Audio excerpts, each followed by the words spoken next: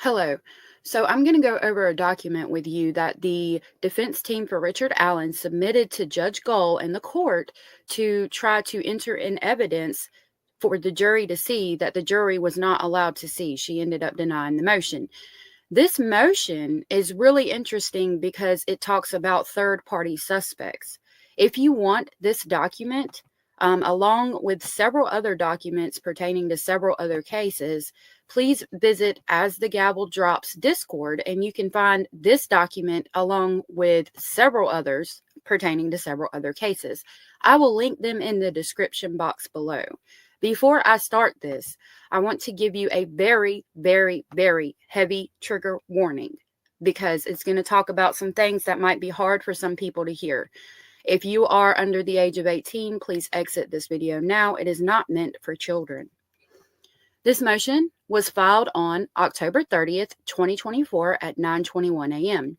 in the Carroll Circuit Court, Carroll County, Indiana. It states that the state of Indiana in the Carroll Circuit Court 1, County of Carroll, cause number, and it gives that, State of Indiana versus Richard Allen. It states, the accused second motion to admit evidence of Odinism, Norse paganism, and ritualistic unaliving, and also motion to admit evidence concerning Elvis Fields and Brad Holder as third-party suspects. Again, trigger warning. It states, comes now the accused, Richard Allen, by and through counsel, moves this court to admit certain evidence that this court thus far has prevented the defense from presenting to the jury. Pursuant to its September 4th, 2024 order granting the state of Indiana's April 29th, 2024 motion in limine. In support of said motion, the defense states the following. Number one, on October 23rd, 2024, the defense has previously filed his first, quote, motion to admit evidence of Odinism, Norse paganism, and ritualistic unaliving. 2. Since that motion was filed, additional evidence has been elicited through testimony and other evidence that further opened the door to the admission of Odinism, Norse paganism, and ritualistic unaliving. Number 3 states, also, since that October 23rd, 2024 motion was filed, additional evidence has been elicited through testimony and other evidence that opened the door for the defense to bring in evidence that third-party suspects Elvis Fields and Brad Holder were involved in the unaliving of the victims. Now, this is going to go on to state additional evidence admitted during the trial that supports introduction of Odinism, Norse paganism, and ritualistic unaliving evidence. 4. On Wednesday, October 24, 2024, forensic pathologist Corps testified that, and we are at the end of page 1, there is a total of 10. A. Possibly 2, possibly 3, possibly 4 instruments were used to cut the necks of Abigail Williams and Liberty German. B. That in his autopsy report, Dr. Corr believed that some cuts may have involved the use of a serrated instrument, and other cuts may have involved the use of a non-serrated instrument, providing the possibility that more than one person was involved in the unalivings. During his testimony, Dr. Corr backtracked somewhat, but still did not exclude the possibility that the injuries to Abigail Williams and Liberty German were caused by both serrated and non-serrated instruments. Number 5 states, also, since the trial began, the prosecution admitted certain crime scene photographs into evidence, including photographs of the crime scene in which the sticks on the girls were clearly visible to the jury, allowing the defense to ask questions concerning the sticks on the girls. 6. Any competent trial lawyer would ask a variety of questions concerning the unusual way that the sticks were placed on the victims, and it would be ineffective for the trial lawyer not to ask questions concerning the sticks placed on the victims. 7. On Saturday, October 25th, 2024, Lieutenant Jerry Holman from the Indiana State Police testified to the following. A. On cross-examination, Lieutenant Holman testified that it was his belief that those sticks/branches found on the girls were used by the unaliver to conceal the bodies. B. On redirect, Prosecutor McClelland asked Lieutenant Holman if another reason that the sticks or branches were found on the girls was something called an, quote, undoing. Lieutenant Holman responded, quote, yes. 8 states through Dr. Corr's testimony, it was determined that it is feasible that multiple people using multiple knives supporting the defense theory that Odinist Norse paganists were involved in the unalivings. 9. As Dr. Perlmutter testified on August 1st, 2024, knives are a classic sign of Odinism, Norse paganism culture, and that knives are classically used in ritualistic unalivings. 10. Dr. Corr's testimony revealed that perhaps as many as 4 knives were used, and at least one of those knives may have been serrated, supporting the defense belief that multiple Norse pagan/Odinist using multiple knives were involved in the unalivings. Furthermore, upon reviewing the crime scene photographs that have been admitted into evidence, there are no obvious drag marks to the naked eye, nor were there any police reports or charts that showed drag marks at the crime scene. Even blood spatter expert Pat Ceriso admitted that he could observe no drag marks on the crime scene photographs that he reviewed. 12. The fact that there is no evidence of drag marks supports that more than one person was involved in the unalivings, including 2 or more people needed to lift Liberty German's body, explaining why there was no drag marks, from where she was unalived to where she was ultimately found, supporting the possibility that multiple Norse paganist/Odinists were present and participating in the unalivings. As it relates to Lieutenant Holman's testimony, when Lieutenant Holman answered, quote, yes, when asked if another theory of why the sticks were on the bodies was because of something called a, quote, undoing, his testimony is yet another reason provided by the state of Indiana as to why the sticks are on the girls. 14. The questioning of the prosecution and the answer of Lieutenant Holman pertain to yet another explanation, and in parentheses it says, an, quote, undoing, as to why the sticks were found on the girls, and therefore the prosecution opened the door to the defense's alternative theory as to why the sticks were found on the girls. 15. The defense has its own theory as to why the sticks are on the girls, and Richard Allen has a Sixth Amendment right to provide that theory to rebut the state of Indiana's theories, including the prosecution's latest theories that the sticks are related to an, quote, undoing. 16. Additionally, blood spatter expert Pat Ceriso opened or the prosecution led the jury to believe through questioning that Liberty German was moved to her final resting place to conceal the body. The prosecution's line of questioning of Pat Ceriso was pursued by the prosecution on direct examination and opened the door to the defense offering the alternative theories as to why the body was placed in its final resting place and why the sticks were placed on the girls. The defense theory is that Liberty German and Abigail Williams' final resting place was related to Norse paganism/Odinism and ritualistic unaliving. Richard Allen has a Sixth Amendment right to present its theory of why the victim's body was placed in its final resting place and why sticks/branches were placed on her body.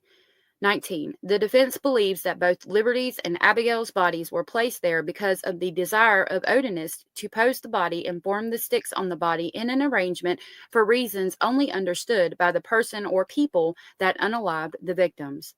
Dr. Perlmutter has testified as to how the sticks would only have meaning to the people who were involved in the unalivings. Additionally, the defense expert, Dr. Don Perlmutter, indicated in the August 1st, 2024 hearing that the arrangement of sticks was not an undoing, as an undoing is typically an attempt by the unaliver or unalivers to provide dignity to the victim. Hallmarks of an undoing might be closing the eyes and mouth of the victims. In this case, the girls' mouths and eyes were open, and one victim was displayed naked in an undignified manner. This would be inconsistent with an undoing. The defense should have the opportunity to explain what it believes is an undoing, and how the crime scene does not exhibit an undoing. This section is titled Evidence Introduced Before and During the Trial That Supports the Introduction of Third-Party Suspects Elvis Fields and Brad Holder. On Saturday, October 25th, 2024, Lieutenant Holman was asked a question about how many people were involved in the unaliving of the victims. Number 22, Lieutenant Holman offered that only one person was involved in the unalivings.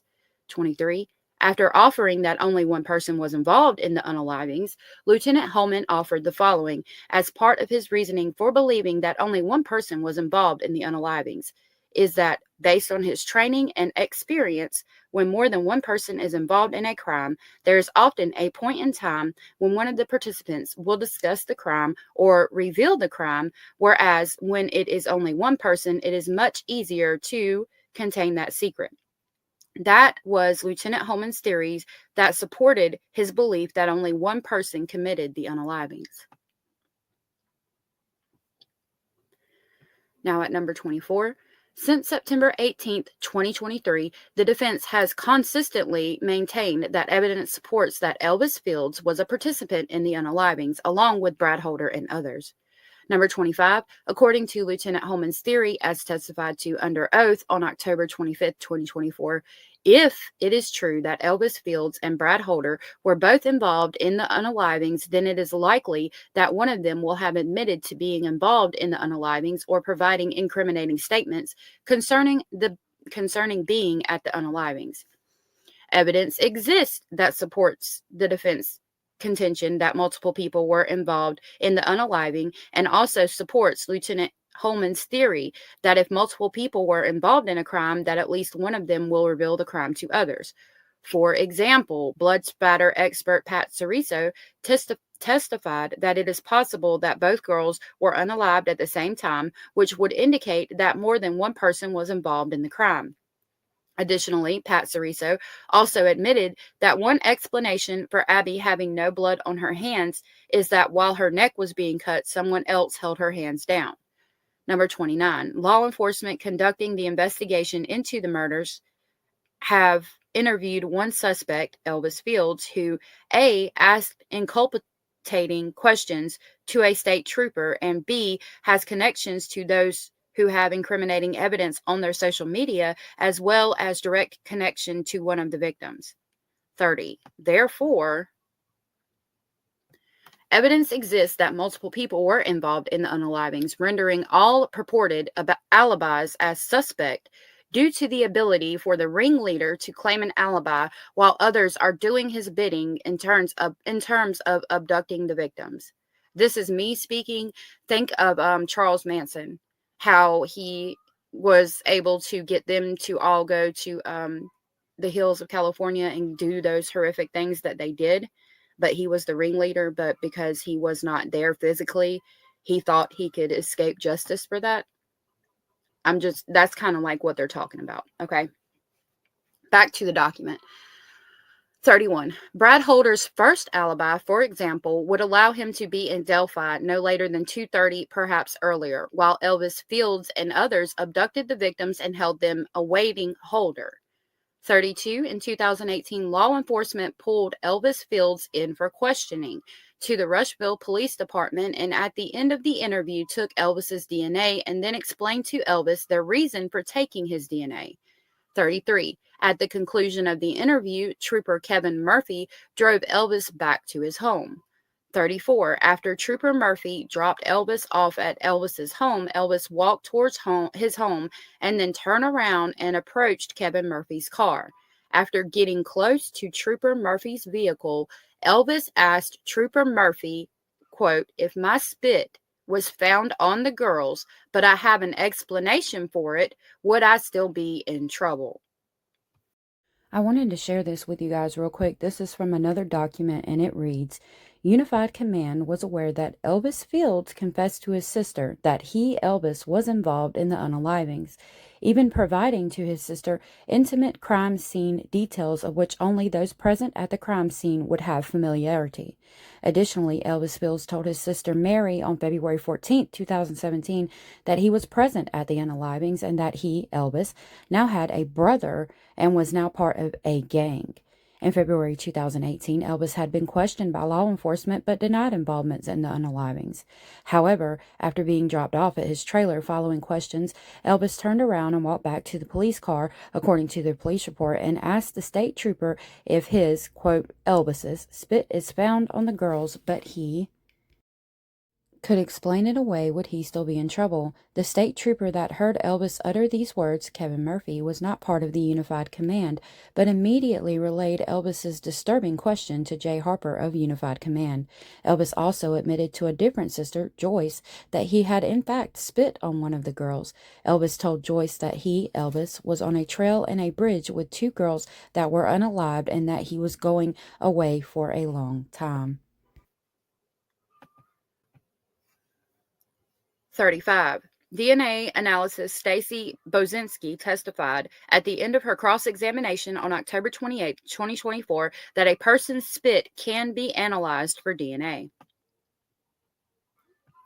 36. Additionally, evidence exists that supports that Elvis Fields was mimicking Brad Holder, and it says in parentheses, who lived 125 plus miles away and should have no ties to Elvis Fields' Facebook post, or that Brad Holder was mimicking Elvis Fields' Facebook post months before the victims were abducted. 37. Elvis Fields has claimed under oath that Brad Holder was actually mimicking Facebook posts that Elvis Fields had posted. 38. Brad Holder's son, Logan, was dating Abby Williams, and Brad Holder had evidence that exhibited Holder's knowledge of a crime scene on his social media that no one else should know.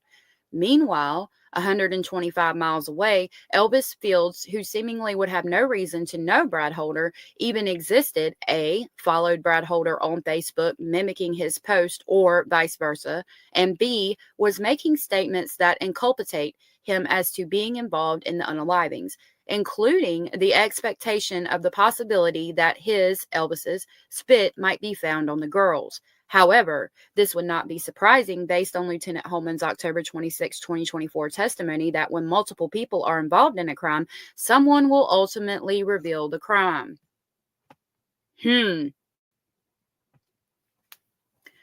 39. Additionally, evidence from Brad Holder's social media supported the concept that others assisted him in committing the unalivings and moving the bodies, as Holder posted a meme on his Facebook page a few days later after the girls were unalived, and the theme and words from that meme have become more important due to testimony that has been elicited during the trial. 40. According to blood spatter expert Pat Ceriso, Liberty German's 200-pound body was in fact moved from one location to another. 41. Also pursuant to blood spatter expert Pat Ceriso, there were no drag marks that could be seen on the crime's photos. 42. Therefore, evidence supports that Libby's body was moved from one location to another and that two or more people would have been needed to carry the body since no drag marks existed. Certainly, it would be highly unlikely that one man alone could accomplish that task. On February 17, 2017, 3 days after the unalivings, Brad Holder posted these words on his Facebook page, and it says in quotation marks, "Your real ones don't judge you or ask a bunch of questions. They help you move the body and never speak of it again." Emphasis added. Number 44. The fact that Brad Holder had content on his social media that mimics the crime scene unknown to the public at that time, and additionally that he posted words concerning how real friends would help him move a body supports the theory that Brad Holder and others were involved in the unalivings.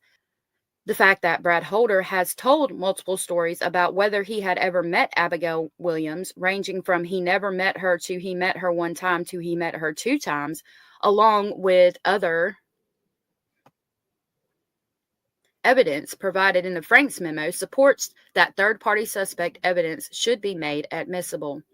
We just came to the bottom of page 7, the start of page 8. 45. Additionally, the evidence previously provided to this court in the Franks memo, as well as admitted into evidence on August 1st, 2024, provided proof that Elvis Fields did not have an alibi that could be substantiated, but quite the opposite. Elvis Fields' alibi is sketchy, as his version of the his whereabouts on February 13th, 2017 runs counter to those who allegedly were with him on that day. In other words, no one could keep their story straight about Elvis's whereabouts on February 13th, 2017.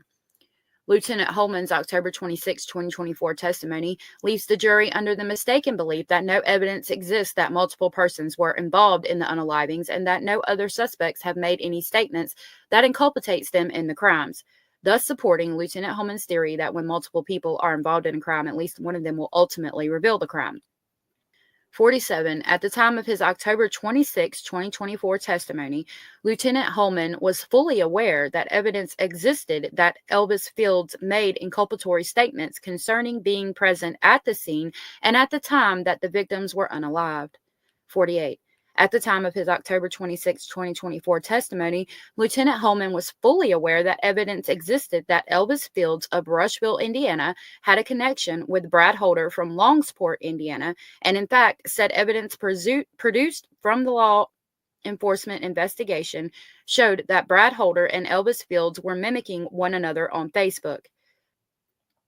At the time of his October 26, 2024 testimony, Lieutenant Holman was fully aware that evidence existed that Brad Holder's son, Logan, dated Abby Williams.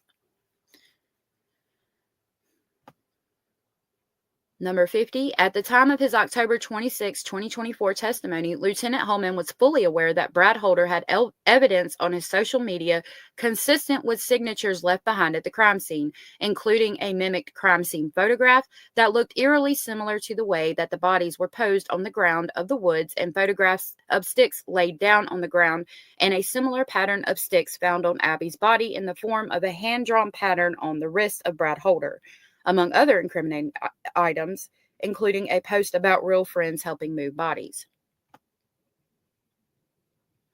Number 51. At the time of his testimony, Lieutenant Holman was aware that Odinist/Norse paganist had been investigated as being involved in the unalivings. 52. At the time of his testimony, Lieutenant Holman was aware that both Brad Holder and Elvis Fields possessed knives and that Brad Holder used knives as part of his Odinism religion.